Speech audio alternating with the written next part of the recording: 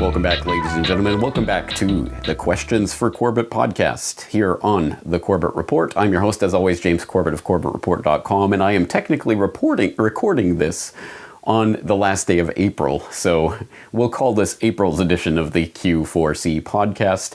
If this is your first time here, welcome. This is the podcast where you ask questions and I give some answers, and as always, there are way too many questions for me to answer all of them. So if I do not answer your question in particular, please do not take it personally. In fact, if you've sent me an email or contacted me in some other way and I haven't gotten back to you, again, please don't take it personally. I cannot possibly get back to everyone. And it is an ever-present ongoing struggle against my inbox to even attempt to try to answer even the most important and urgent and pressing emails. So with all of that in mind, once again, if you do not have your question answered, please ask it again and it'll go back into the mix for next month's edition of this series. As always, there are lots of ways to ask your question. Of course, the most simple and straightforward is to go to the contact form on CorbettReport.com, and you can contact me by either leaving a textual message, an email if you will, or you can record your own voice in the SpeakPipe application, and it will be a voice message that will be sent to me. Of course, you can also record your own message in a video form and put it on YouTube or another video sharing platform of your choice. In fact, preferably not YouTube, but anyway.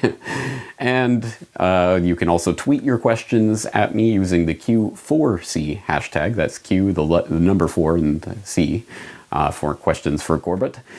And, of course, as always, Corbett Report members can log into the website and leave their comments or questions in the comment section of this post on CorbettReport.com. Speaking of which, last month we had Questions for Corbett number 34, and in that one, you might recall that there was the great Bitcoin giveaway. I was giving 0.1 Bitcoin away to any Corbett Report member who was asking for it, and that was a hugely popular thing, and there were many people who took me up on it. Probably, I don't know, but probably 100 or so people. So I'm very glad to see a lot of people dipping their toe into the waters of Bitcoin, and at that point I think Bitcoin was hovering around the $1,000 or $1,100 mark. Now it's at the $1,300 mark, so you've just gained a little bit from your 0.1 Bitcoin if you've held on to it in the intervening time. Interesting. And it's now an official currency here in Japan. It's going to be used in more and more retail outlets. It's starting with Bic Camera in Tokyo, if you happen to be located there. And there are lots of moves afoot. But that being said, thank you again to all the participation from the Corbett Report members in the last edition of this series. Let's get to the comments and questions for this edition of the series. And it has been a few months since we've concentrated on Twitter. So I thought we would start today with some Twitter questions, again, sent through the Q4C hashtag. The first one is from @911_truthnow, who writes simply, does seismic catalog of 9/11 exist? And thank you for that question. Yes, the short answer is yes. A seismic catalog of 9/11 exists. The long answer to that question would involve the records of the Lamont Doherty Earth Observatory at Columbia University, which did record the seismic activity that was taking place that day. And of course, I'll link you to the data itself on the ldeo.columbia.edu website. And perhaps more importantly than the data itself is the interpretation of that data, and that data was interpreted by French geophysicist André Rousseau in his article, Were Explosives the Source of the Seismic Signals Emitted from New York on September 11th, 2001? Spoiler for those of you who haven't read the paper yet, the answer is yes. Yes, explosives were the cause. That was published by the Journal of 9/11 Studies, and long-time hardcore Corbett Report listeners might remember my 2012 interview with Dr. Rousseau on that paper. And if you don't, well, you're in luck. I'll, of course, include the link to that as well as everything else we talk about here today in the show notes for this edition of the series. So you can go and listen to it. That was interview 567 for those of you keeping track at home. But to add balance here, I suppose, to this conclusion that it was explosions that caused the seismic activity, we should note that the aforementioned LDEO of Columbia University acknowledged these anomalous readings in their 2016 write-up on the data, but they ascribed it to dynamite blasting at a rock quarry in New Jersey. And they quote seismologist Won Young Kim, who examined the data, as saying, quote, "I was very surprised they were still doing it that day. I thought they would have stopped, but they continued," end quote. Very interesting. So the official story is, yes, there were anomalous seismic data readings from September 11, 2001 that are not accounted for by the plane impacts or the destruction of the building. But don't worry, guys, it was dynamite blasting in New Jersey that was going on as all hell was breaking loose. So interesting, take that for what you will, but that is an interesting and underexplored area, I would say, of the data that we have about what was going on 9/11. So thank you for that question and the opportunity to at least raise that. Let's switch over to @altmillennials, alt_millennials on Twitter, who writes, James, we want to know what's on your bookshelf behind you. Can you go through and point out your favorites? Must-haves, Q4C. Thanks. We love you. Well, thank you for that question, alt-millennials, and I love you too, whoever you are. Yes, this is obviously a question that I get many times in many forms, and in fact, you might remember that I created an entire video a couple of years ago called A New World Order Reading List, where I went over and explained, first of all, that I, of course, have recommended at this point, over the decade of the Corbett Report, hundreds of different books, so I can't possibly go through them all. If somebody at home ever wanted to make a list of all the books I've ever recommended, or at least the ones that they come across when they start making the list, that'll be interesting, and please do send it along. But obviously, if you continue to listen to the podcast, you will continue to constantly get more reading ideas. But I did at that time, in 2015, I think, make a video where I recommended a dozen or so books that I think were important, and still would recommend, so I'll put the link into that video specifically in order to help you come up with some ideas. But let's just go through some of them that are on my bookshelf right now that won't be surprising, again, if you listen to the podcast, because anything I really want to recommend to people will obviously be talked about on the podcast in some form. For example, just a few days ago, of course, I just posted my interview with William Pepper about the plot to kill King. If you haven't listened to or watched that interview yet, please do so. I think it was a particularly powerful interview, as attested to by the comments that I've received on it so far, and about a very, very important book. If you don't know about the MLK assassination and the fact that it was not James Earl Ray who killed Martin Luther King Jr., and that the government absolutely 100% was involved, please do read this incredible book. And I recently, of course, talked to Douglas Valentine about the Phoenix program. Again, very foundational, important book about an under-discussed aspect of the modern world and the intelligence agencies and how they shape our lives. Of course, I've talked to Larkin Rose a number of times. His book, The Most Dangerous Superstition, should be on everyone's reading list if they haven't read it yet. This is an interesting book that is, very important for a long-term project that I'm working on that shall remain nameless. But this one's called Hidden History, The Secret Origins of the First World War. Some very interesting nuggets in here. This is by Jerry Doherty and Jim McGregor. And if anyone in the crowd happens to know these gentlemen, or how to specifically get in touch with them directly, please do pass on the word that I'm looking to talk to them and would love to have them on the program to talk about this book. I've never been able to get in touch with them directly, which is unfortunate, because it would make it for a very interesting conversation, and I think a lot of people would be interested in the contents of this book. Speaking of very interesting books that I would heartily recommend, I'm currently going through, so I guess I can't recommend it unreservedly at this point, but from the first third or fourth of the book, absolutely incredibly important book that I'm working on for another project, which shall remain nameless. But it's called War Against the Weak, Eugenics in America's Campaign to Create a Master Race. As you know, if you've listened to the Corbett Report for any length of time, eugenics is one of the core issues that I come back to over and over again, because it's such a foundationally important lens for understanding so much of the pathocracy, however else you want to define it, that has ruled the world for centuries, but certainly over the past century, this is such an important topic. And as much as I have researched on eugenics, there's still mind-blowing information on pretty much every page of this volume. Just incredibly important. And the amount of research that went into this is itself mind-blowing. When you look at the way this information was compiled with a team of researchers that were going through indexing archives that most people don't even know exist all over the United States, all over the world. The footnotes in here are just, for a researcher, are just incredibly valuable resource. So I couldn't recommend this one enough, War Against the Weak. But it's not all hard-hitting politics and doom and gloom all the time in the Corbett household. There are some books that I read for fun here and there. Actually, yes, I should mention that I did a little subscriber video at the beginning of this year explaining to listeners that I've realized over the last couple of years the vast majority of books that I've been reading have been on screens, on tablets, on devices of various forms, PDFs or EPUBs or even Kindle. Can you imagine?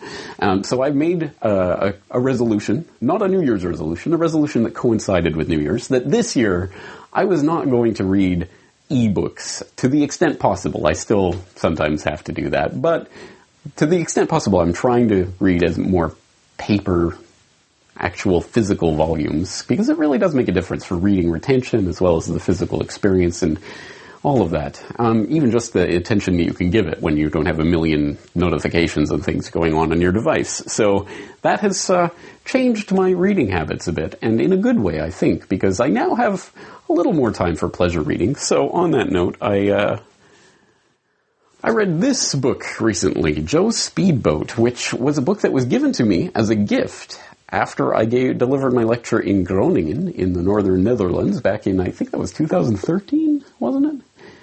So a few years ago now. I was given this as a gift by Dr. Andringa after my lecture, and I'm embarrassed to say that I have only just recently read it. And although it's not mind-blowing, it's not the best book I've ever read in my life, and I'm not going out there on a limb or on the rooftop screaming about it, but it's an enjoyable book. I really did enjoy it, so thank you, Dr. Andrea, for providing me this book, and I will plug it here. It was a good read. It was enjoyable. Nothing to do with politics or anything that we talk about here on the Corbett Report, but enjoyable nonetheless. And I finally can get to some of this pleasure reading that I've had on my shelf for an embarrassingly long time, but I'm doing a million other things, so I don't have a lot of time for it. A couple of other tidbits I'll let you in on.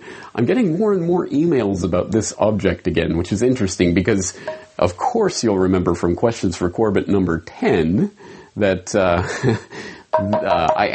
already answered, what is this little object that's on the bookshelf behind you? So I'll put in the link to QFC number 10 and queue it up to the exact question where you can find out more about this if you're really interested.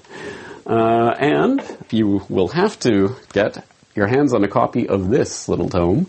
This is College Green, the literary arts journal of the Graduate Students' Union of Trinity College Dublin, which I edited back in 2003. And they probably have it still copies of this kicking around at the Graduate Students' Union at Trinity. So if you happen to be there, pick up a copy. I edited this. That's a blast from the past. I hardly even remember those days, but there you go. And another tidbit for the collector who must have everything. You do not talk about Fight Club, which happens to have an essay about Fight Club by yours truly, James Corbett, included in here. So if you really, really want to read everything I've ever written, you'll have to get this, and you'll have to read this if you want to read what I edited back in the day anyways. So that's just some of what's kicking around my bookshelf, and obviously we'll be going through more of it over the months and years as we go from here, but I just wanted to give you that update since you asked for it. All right, thank you again for the question at Alt Millennials. Let's move on to the next Twitter question, again using the Q4C hashtag. At NeoGratch writes, hey James, are you getting prepared in case of a nuclear strike from North Korea that might actually happen in the near future? All right, thank you for the question. And yes, I suppose if there is a nuclear event on the Korean Peninsula, I'm going to have a front row seat here in Japan. And who knows, might even be closer than that because, of course, Japan would presumably be a military target of North Korea. Because at the very least, for the numerous U.S. bases and the very many U.S. Service personnel that are stationed on these islands. So yes, that is at least a possibility, and something that is, as you would imagine, very much in the news here. In fact, it is, of course, it's something that is being talked about at length here, and being pumped certainly into the public consciousness by the media and by the government organs, as you might expect. I would say it's a different flavor than you would get from CNN or whatever you get in whatever your locality you're living in, but there is obviously the paranoia, the fear and panic spreading that's going on in the media here, and a good, interesting example of that that I saw recently, and I retweeted out on Twitter, was from Shingetsu News, which was passing on some documents that the Osaka city government is putting out these days about what to do if you're out and about in the city and missiles strike, or missiles are coming, or something like that. They don't actually specifically say, nukes from North Korea, but, obviously in the context, that's what it means. Or, what to do if you're at home and, a missile strike is about to occur. Or what to do if your child is at kindergarten and a missile strike is about to occur. And of course, illustrated with, Japanese cartoons in the Japanese way. So, just ridiculous kind of fear-mongering like that. And also I noticed and retweeted on Twitter that a government document that in fact was originally published in 2006 about how, what to do if Japan is invaded, basically. It's all in English, so you can go read it if you want. It's a bizarre little document. It's been making the rounds, on Twitter at least, once again. I'm not sure if it was reissued by the government or if there was some special link promoting it or something, but at any rate, it's been making the rounds again. So clearly it's in the zeitgeist right now, talking about these issues. It is essentially a run, duck, and cover redux. If you look at the cartoon figures of what they want you to do, basically just run for cover and duck and hide under a desk. Which, of course, is very reminiscent of the old Cold War propaganda, which itself was total psyop nonsense. And they knew that it was psyop nonsense. Run, duck, and cover doing absolutely nothing. We can take that from an article here, Remember Duck and Cover? What Safety Experts May Have Been Thinking, which notes, why did they continue on with what was clearly inadequate advice, i.e. the run, duck, and cover advice? Even then, safety experts were well aware that providing reassuring advice lessened the likelihood of panic. As we all know, heightened fear can be paralyzing, and this enhances the danger for the person and all those around him or her. The world witnessed this in action during 9/11. Maintaining calm and marching down what must have seemed like a dizzying endless series of stairs in the World Trade Center was life-saving. Parenthetical aside, why were they being told to return to their desks and not to? That was part of the let's not panic and cause a problem mentality that was going on 9/11, and that resulted in a greater number of deaths. But anyway, returning to the article, quote, in addition, studies during World War II showed that lightly trained, 48 hours or less, civilians could be organized into teams and perform 95% of the emergency services needed immediately following a catastrophe. It must have been with these thoughts in mind that the civil defense program continued, despite experts' rapid realization that duck and cover would very likely be inadequate, end quote. So, in other words, it was known, even at that time, it was known that run, duck, and cover would do nothing for an actual nuclear blast with nuclear fallout. You're not going to hide from the nuclear fallout under your desk. It didn't save anyone in Hiroshima or Nagasaki. So, they knew it was ridiculous, nonsensical advice from that perspective, but hey, it'll keep everyone calmer and more in line and more easily pliable, and they could be told what to do, in the event of whatever happens, and we'll call it, a nuclear strike, and everyone will fall in line. So it was about operant conditioning, essentially, which I think is something that's going on in the Japanese population right now. Now, interestingly, let's contrast that, the hype that's going on here in Japan about this, to what's happening on the front lines, the real front lines of this, South Korea, where obviously it's an even more imminent threat. And yet, in South Korea, the leading presidential candidate to replace the impeached, imprisoned, disgraced Park Geun-hye, Moon Jae-in of the Democratic Party, has vowed to revive the sunshine policy of reconciliation and engagement with the North. If you don't know about the sunshine policy, I will throw in a helpful link from Global Research, where there's an article explaining the history of that and how the Bush administration deliberately derailed that policy in order to stoke the tensions. And hey, mission accomplished, axis of evil and all of that certainly didn't tamp everything down. It's not like everything's peachy keen because of that what the Bush administration did. Which is probably the point. So anyway, all of that being said, the South Koreans, I think, are probably freaking out about this a lot less than Japanese are. And then again, having said that, there is a lot of hype, there is a lot of government propaganda and what have you floating around about missiles flying over our heads, but it's still not everyone is talking about it at the water cooler or everyone's frightened about it here. I don't, at least no one I talk to is particularly, fretting about this. It's there, it's a possibility, but it's not something that people are freaking out about that I've seen. Although I have seen articles talking about people buying emergency supplies in Japan, but when you actually read the details of those articles, it's like specialty supply, like water filter shops that are for, nuclear apocalypse or whatever, have, 8 sales this month, which is their highest ever. It's like, well, yeah, on a population of 125 million people or whatever it is, wow, we have 12 sales this month. It's amazing. So again, I think there's every side plays up the hype and in this, not just the government, not just the mass media, even the alt media, I think plays these things up, sometimes. So ultimately, I'm not exactly living every day in terror about the possibility of this. And if it happens, hey, well, I guess I'll just be here providing you the first-hand, as it happens, reports. Let's move on to an audio question from the SpeakPipe application. This one coming in from Rusty. Hello, James. My name is Rusty from Reno, Nevada. I wonder if you would like to make a comment about the ability for government forces to brainwash somebody into actually committing murder. I'd like to reference the Fort Lauderdale shooting in January of this year at the airport, done by a veteran, Santiago.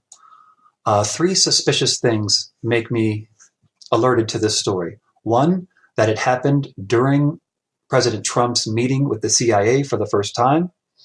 2, the person was a veteran seeking mental health care from the VA.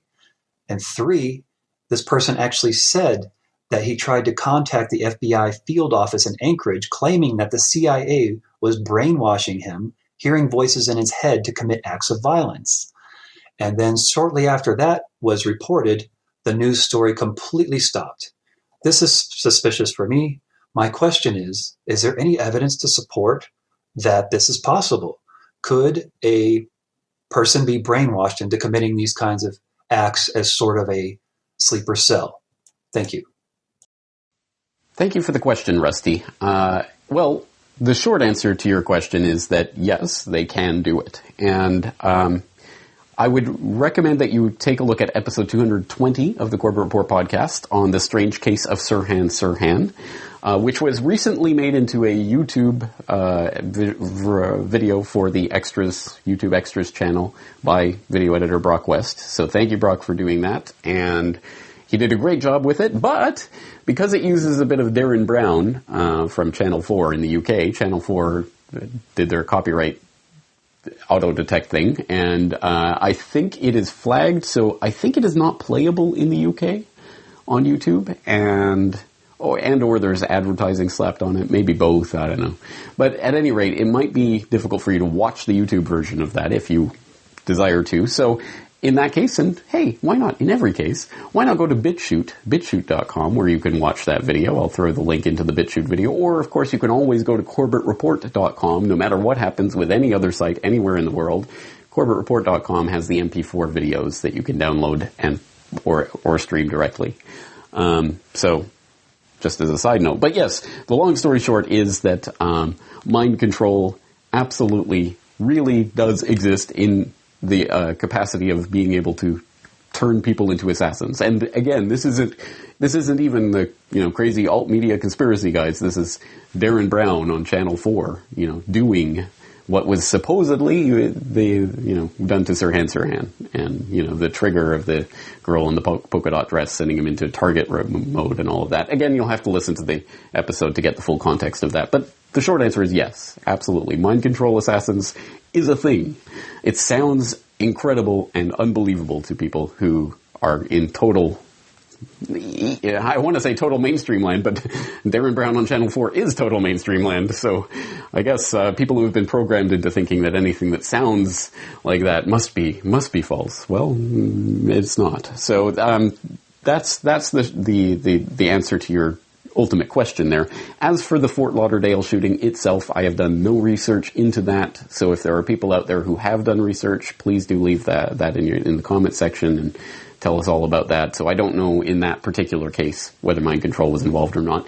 See, this is the problem with a topic like this. I think it has to be it has to be taken on a case-by-case basis, like everything else, because there really are mentally ill people who really do have paranoid fantasies, schizophrenic paranoid fantasies. So they've implanted something in my brain, blah, blah, blah, it's mind control.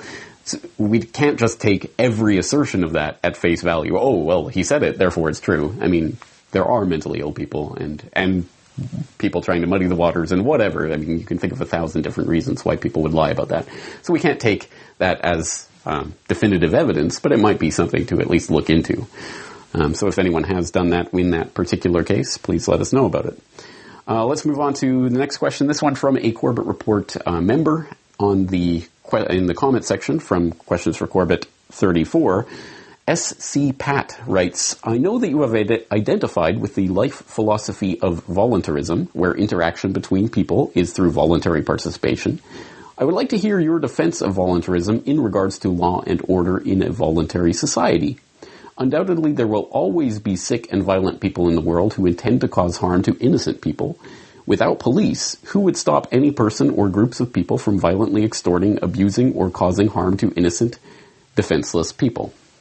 Thank you very much for this question, SC Pat, because it addresses what I think is a fundamental misconception of voluntarism and free society that many, many, many people have. And I understand why, because most people have never even tried to think about what a free society is, let alone how it would be done. And I'm not saying that in a condescending way. I know that this is the first thing, including myself, a lot of people have when they first get into this, and they often start with that misconception that there would be no such thing as a police-type force or a police-type organization in a free society. In fact, there would be. More on that in a second, but firstly, I should thank some of the Corbett Report members who were doing some of the back and forth and answering the questions in the comment section. I love to see that. So Dan Man Ultra responds to SC Pat by pointing out that police don't really stop crime usually. They generally investigate it after the fact, if you're lucky. And I'm sure everyone, including myself, has had some experience of having had a crime committed against them and the police not even, saying that, okay, we'll record it, but we can't do anything about it. In my case, I was parking at West Edmonton Mall because when I was originally coming to Japan and I had to get my visa and there was a consulate in Edmonton or something like that, I'm a Calgarian, so I was in Edmonton, which is enemy territory, as it were, for Calgarians in the friendly, loving rivalry between Calgary and Edmonton. So I was there and I was parked in West Edmonton Mall's parking lot for a few hours, and when I came back, my car had been smashed, the window had been smashed, broken into.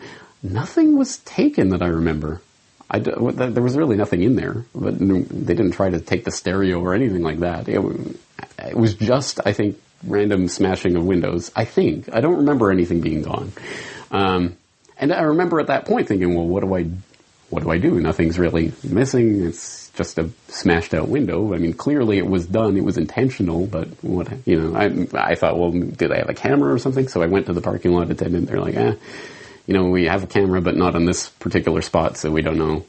And I said, well, what can we do? And he said, well, I can call the police. They can come take a report. So we did, waited for the police. They came, took the report, and did absolutely nothing. They said, well, okay, we'll take the details, but we're not going to investigate. Okay, thank you. So I'm sure everyone in the crowd has some example of that where police not only don't stop the crime, they don't even investigate it. And we've talked about it on New World Next Week of entire towns saying, where the police chief or the sheriff is saying, you know what, you guys better defend yourselves because we can't do it for you. Craziness like that. That's one point to be made. Another point, Tyler.c opines, I would love to pay to have a security force for my area where, if I wanted to, I could have a security employee fired for doing their job incorrectly or abusing their position in the community. What an incredibly important point. because we know that we live in a world of absolutely insane police abuse and violence that is inflicted on the public with essentially nothing that can be done about it. People can get angry about it. People can even protest about it. But ultimately, it does not change the fundamental fact that at the very best, the most you can hope for is that some police officer is going to get paid leave while they get investigated and then ultimately, inevitably exonerated by the police department for their abuse.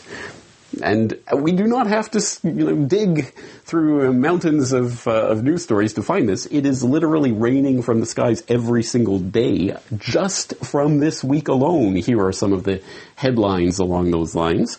Cop charged for punching elderly bathroom attendant because the water was too cold. Man beaten by cop in viral jaywalking video. Beaten again, stripped naked, and mocked by cops. Cop who broke elderly vet's ribs caught on video again, attacking innocent grandpa. And, my favorite, I guess, from the past week. Cops detain an entire school, illegally search and grope 900 kids, find nothing, parents furious. Oh, wow, what a wonderful, perfect situation. And what a horrible thing to imagine a free society where, it would be total chaos if we had a free society, right? I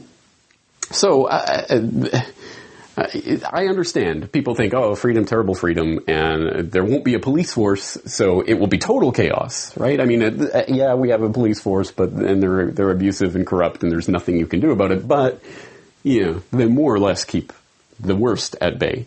But that, as I say, is a fundamental misconception. The idea that a free society would not have some policing entities is fundamentally a misconception. In fact, you're right, it wouldn't have a single, unitary, monopolistic police force that cannot be questioned, cannot be overturned, cannot be defunded, cannot be in any way disengaged with or opposed without being beaten down violently.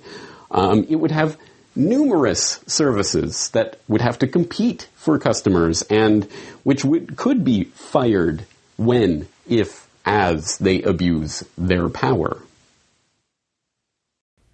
Another common but incorrect assumption is that if there were no ruling class or no government, people would have no way of defending themselves against common criminals or foreign invaders. Again, this is simply not true. The government version of protection is inherently hypocritical.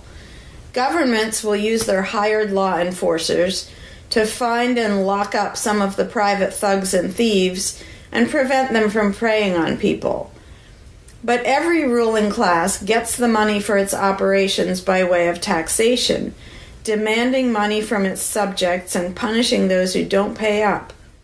Oddly, every ruling class insists that it needs to be able to forcibly control and extort money from people in this way in order to protect them from private criminals who might try to forcibly control and extort them. In contrast, if there is no government, people do not lose their inherent right to defend themselves from violence or to defend what they have from those who would take it. Every person has this right, and they also have the right to organize and cooperate with each other to exercise that right. Organizing for mutual defense does not require any government-granted laws or authority. No one wants to be attacked or defrauded, and everyone wants to feel safe. Whether each person takes this on himself or herself individually, or whether they hire and organize others to do it on their behalf, it can be done on a voluntary basis. Those who insist that government is necessary often claim that if there wasn't a government, then smaller private gangs would spring up to enslave and rob people. Organized crime gangs exist along with government, and most people do not understand the dynamics between them and how government enriches and empowers organized crime while appearing to fight it. Black markets enrich organized crime, and money allows them to buy government protection. There's no reason to think they would do as well in an environment of freedom where they would have fewer ways to make money and would be up against both individual and organized armed citizens. A criminal gang that's recognized as such has far less power than a gang whose aggression is perceived to be legitimate and proper. And that's the gang we call government. When thuggery is called law enforcement, and thievery is called taxation, and self-defense is called crime and terrorism, then even the widespread ownership of firearms can't do much to stop the aggression. Imagine a private gang trying to do the things that government does without the aura of authority, and imagine how a well-armed population would respond to this. The gang would fail quickly and dramatically. Another concern that people have when they first consider the idea of a stateless society is that some people are truly malicious, destructive, and sociopathic. The concern is that these people would be free to do anything they wanted and no one would stop them. But this concern is again based on a basic misunderstanding of human nature. Wherever we have a government ruling class, we still have freelance thieves and thugs who are not deterred by the laws of the politicians. In some instances, they're stopped by force by the police, or they decide not to commit a crime for fear of what the police might do to them. What makes this deterrence work is not the legislation or the official badges, but the simple threat of harm to the sociopath. It really makes no difference whether the threat comes from the police, or another citizen, or even another criminal. A sociopath doesn't care about laws or social rules. He cares about avoiding pain and hardship for himself. This is still true when a government ruling class is not involved at all. If the intended target of a would-be carjacker pulls out a gun, it doesn't make any difference to the carjacker whether that person has a badge or whether there's a law against taking people's cars. Discouraging nasty people from hurting others does not require special authority, only the ability to use defensive force. Ironically, though people hope that government will protect them, having a government, a gang which is believed to have the right to tax and control people, just creates one gang so big and powerful that normal people can't resist it. In short, to create a huge gang and then give it societal permission to control and extort people with the hope that this gang will prevent theft and thuggery is simply a self-contradictory idea, but that's what government always is. Some people might assume that if people organize for mutual protection and defense, then that's what government is. But there's an essential difference. People coming together to do something that everyone has the right to do, such as defend yourself, doesn't require any special authority. It's not government unless one group of people claims the right to do things which others do not have the right to do, such as taxing and controlling innocent people. Organized defense can be very effective without supposing the special right to rule over others. In other words, without being government. In contrast, governments rob the people they rule of far more wealth than private crooks could ever manage, making the idea of a protector government ridiculous. All right, there are many other issues that are raised here and objections that will be raised and countering back and forth. But this entire podcast is not devoted to this one question alone, so I'll leave it there. But of course, I would suggest you watch that full video, which I just played a little clip from, so that you can find out some of the other objections, the very most common objections to anarchism. But suffice it to say, no, just because anarchism, free society, does not mean no laws, no rules. It means no rulers. So there is no authority that has some monopoly over violence that can be used to extort you for your money for protection services, which ensures there are a gang of thugs ruling over you. Again, it's not that it's going to be a lollipop in Wonderland, but it means that you can actually disengage with protective services that abuse their powers. And that is an exceptionally important thing, not to be underestimated. But obviously, this is a huge topic and needs a lot more fleshing out. For those who would like a more academic analysis of this, I would once again recommend previous Corbett Report guest Gary Chartier's book, Anarchy and Legal Order, Law and Politics for a Stateless Society, where you can find a more lengthy and thorough and academic discussion of these types of subjects. But again, thank you for raising the question, SC Pat, because it's one that a lot of people have, and we'll have to continue talking about it in the future, I'm sure. Let's move on to another Corbett Report member, this time from Hook, who writes, my husband has been researching the legal fiction status of Americans under the Uniform Commercial Code and has recently stumbled upon some publicly recorded documents wherein the filer has made a UCC filing using the capital letter name as the debtor, and the given name as the secured party. These filings state they are using a number of laws, including admiralty law, as the basis for the filings. Do you have a view about trying to establish control over the legal fiction that has been created for you by the state?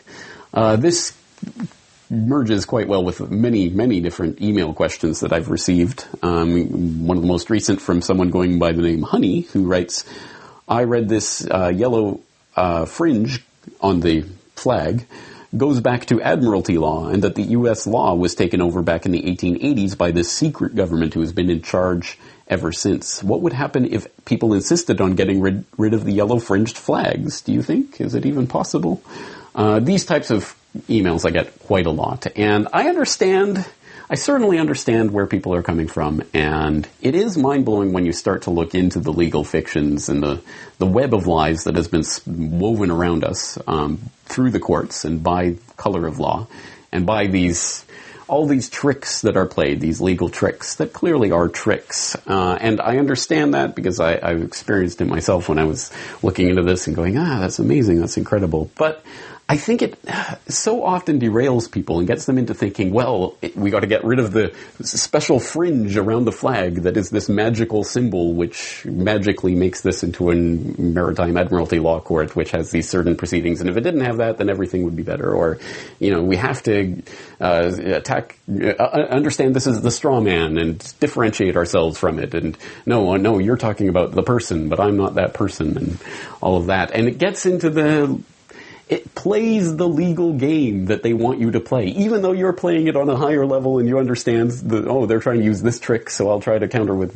this piece of knowledge. But it's still the legal game. It's still a game, and I'm not dissuading people if they want to do this. If you want to be the freeman on the land or the sovereign citizen or whatever and do this and make this your battle and your struggle, go for it. If you want to have this legal mind battle with every single law enforcement agent, policeman, peace officer, sheriff, bailiff, judge, lawyer, every single person that you interact with in this system, every step of the way, always fighting and playing these mind games.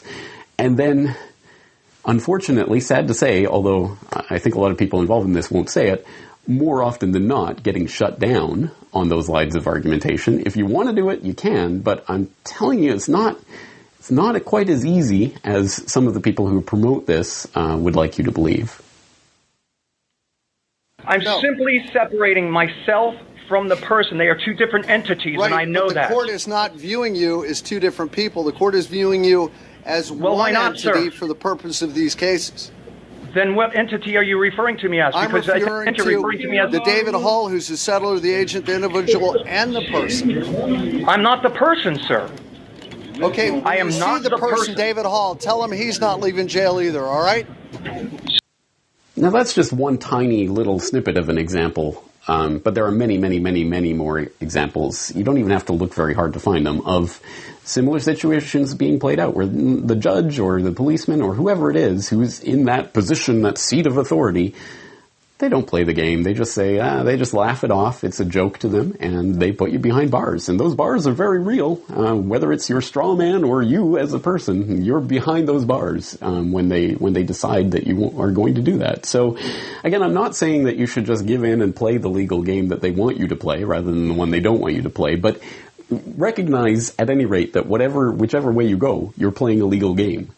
As opposed to following natural law as interpreted and developed in different localities over time through common law, which is the only law that really should matter, but of course it doesn't. I think the more fundamental point of all of this is we have to make that more understood throughout the entire population. It has to be diffused. This has to be common knowledge through the population before it can be used in that way in courts and what have you, because the judges and the juries and the policemen and the every single person involved in this are themselves part of that greater general population. And if their minds are controlled by this overarching idea they have of what the justice system is and how it functions and what they're doing and what role they're playing, if their minds are caught in that, then, you can argue with them, but they can ultimately say no and throw you behind a cage and throw you in a cage and throw away the key. So again, I'm not dissuading people from going down that route if they really want to. I'm just saying I don't think it's necessarily the best possible use of your time and resources. And I don't put, my ultimate goal isn't to remove a yellow fringe around a flag. My ultimate goal is to get people to see that kind of nonsense and trickery is just nonsense and trickery and see through it rather than to fight that thing as if that is what is important, if you understand what I'm saying.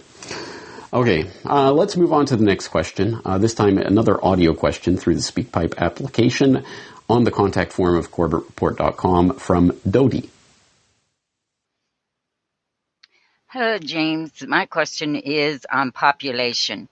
Everyone keeps saying we're overpopulated, but yet I was thinking that we've hit our peak because in order for the population to increase, every woman must have at least 2 children, one to replace herself and one to replace the husband.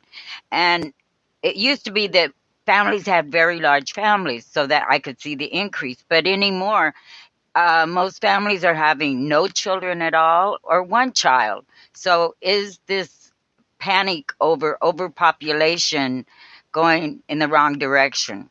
Thank you. Thank you for the question, Dodie. The simple answer is yes. Yes, absolutely. Even the UN's own data on population growth estimates show that the curve is flattening and will level off somewhere around 11 billion. It depends on their estimate. It goes from 9 to whatever it is, 12. But at any rate, somewhere in there by the end of the century. And that includes the ever-increasing life expectancy, which is meaning people will live longer and longer. Thus, there will be more and more elderly people in society. In fact, there will be a greater proportion of elderly people. There probably is at this point, but at any rate, there will be even more so by the end of the century than has ever existed in human history. Not just the number of elderly people, but the proportion of that to the overall global population.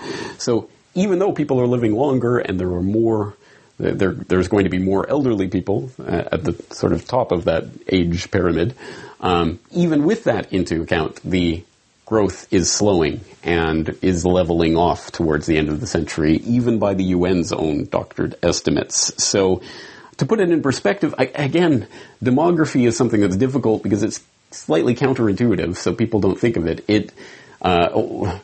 Just because it is increasing at this point does not mean that it's out of control increasing. And the fact that that the acceleration is decreasing means that it is not the type of problem that people have in their heads. So that, to put that in perspective, in the 20th century, the global population increased by 400%, a factor of 4. That's a significant number of people that were added to the population. In the entire 21st century, the projection is an additional 50%. It will grow by 50%.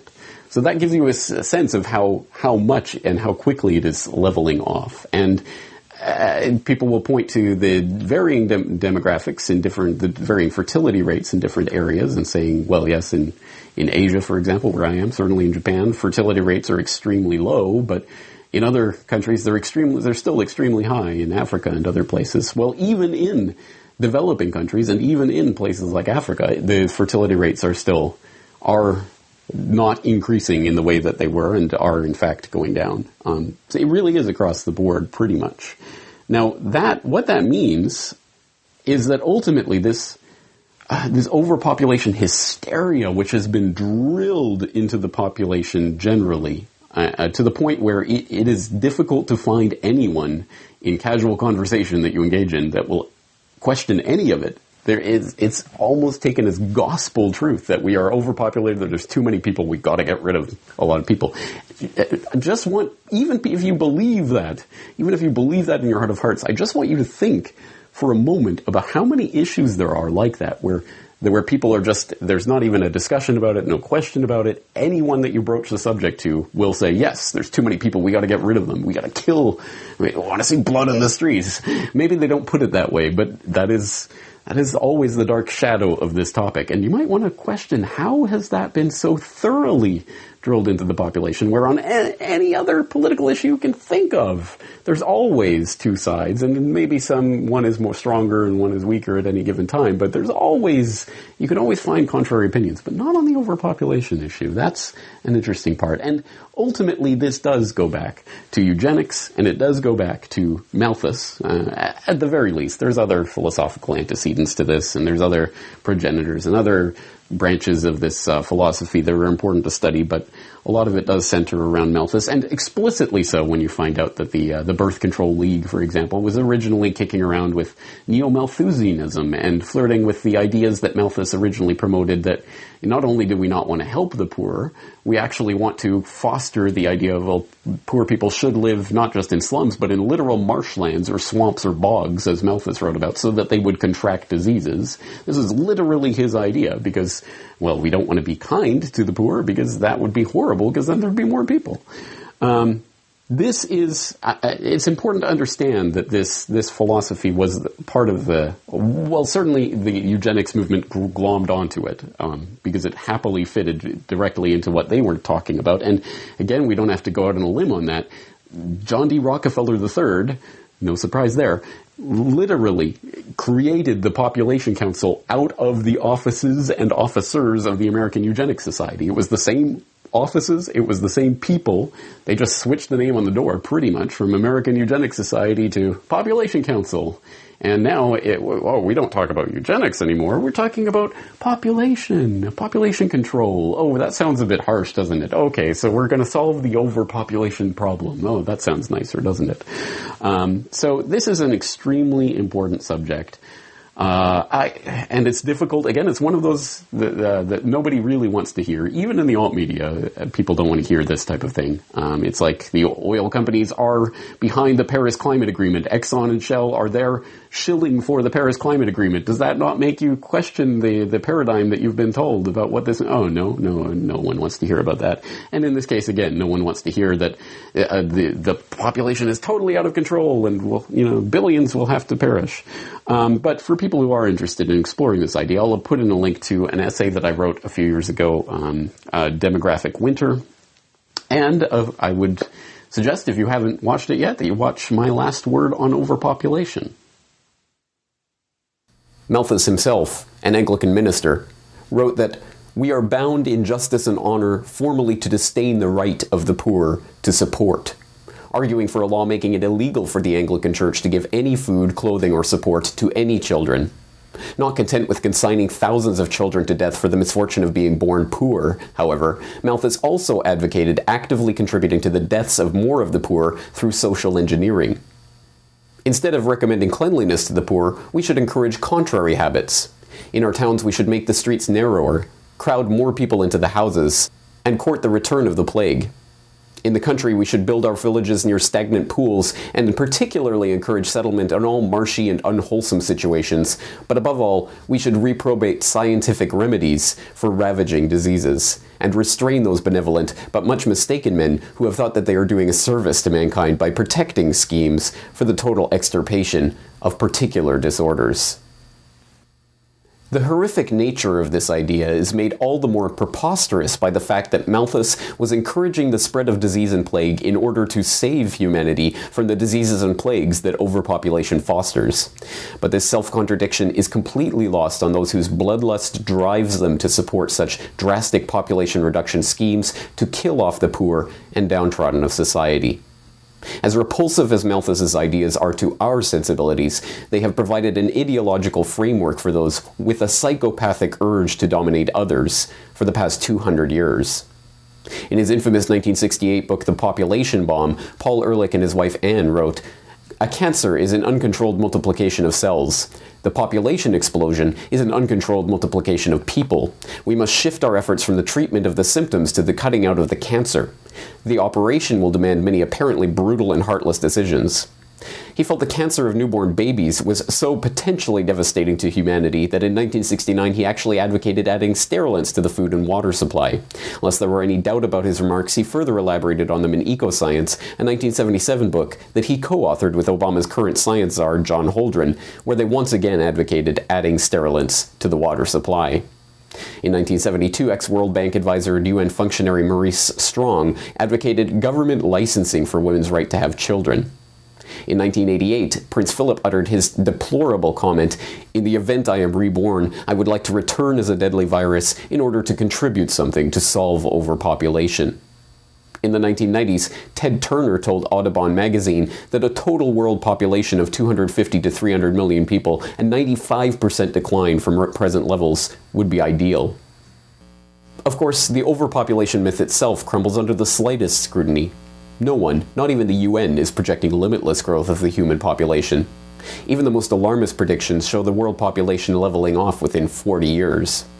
What's more, the birth rate in every major industrialized nation in the world is now below the replacement rate of 2.1, meaning that they are in fact dying nations of aging populations that require an ever-increasing influx of immigrants just to maintain their population level. In addition to the well-known phenomenon of industrialization reducing the size of families, there are now indications that chemicals called endocrine disruptors, which are mysteriously ending up in our foods, plastics, and drinking water, are limiting our biological ability to reproduce, with sperm rates among Western men declining a staggering 50% in the last 50 years, with 85% of the remaining sperm being abnormal. But still, even if we were to take the hysteria over population size at face value, the solutions suggested by the Malthusians, forced sterilization programs, deindustrializations, and even genocide, represent the biggest fraud of all. The idea that merely reducing the size of a population will somehow reduce the inequalities and iniquities within that society. As Mencken famously observed, the urge to save humanity is almost always a false front for the urge to rule over it. And the only thing that I could add to that is that sometimes it's an urge for a mask for the urge to destroy it altogether. Anyway, lots more to be said there. I hope you will check out that full video rather than the clip that we just watched for the greater context. But yes, to answer your question, Dodie, the overpopulation hype is in completely the wrong direction. Finally, again, since we're running out of time here, it's getting late in the evening as I'm recording this, we'll turn the questions around to the question for you that I often end this podcast with, to see what your guys' take on this is. Again, we'll turn back to Twitter for @RealPooPooSmith, not to be confused with that fake Poo-Poo Smith who's going around, I guess. @RealPooPooSmith has this Q for C. Please name an assassin or terrorist who absolutely was definitely not connected to government or industry and acted on their own.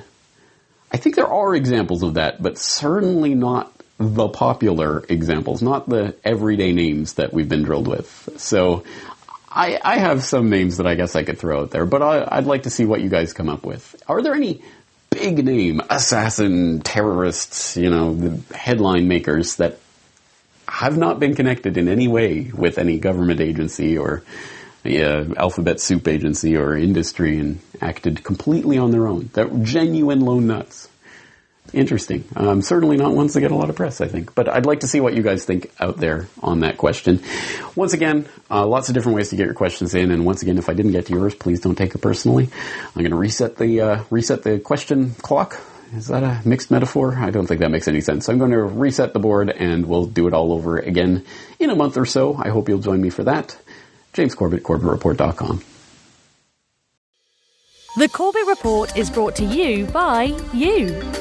Your support makes the Corbett